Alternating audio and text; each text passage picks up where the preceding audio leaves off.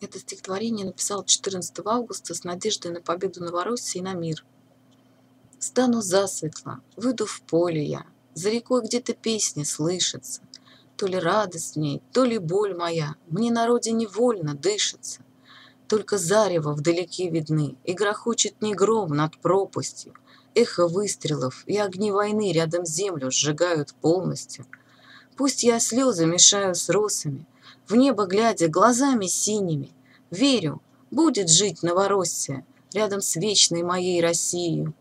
Поле золотом наливается, вдаль уводит дорога узкая, и хлеба твои не кончаются, разливаясь, как песня русская. Рядом пашенки плодородные, силы злые утюжат танками и ведут борьбу благородную братья русские с вышиванками. Пусть я слезы мешаю с росами, в небо глядя глазами синими, знаю, будет жить Новороссия рядом с милой моей Россией. Встанет солнышко ярко-красное, мир вернется к нам, я уверена.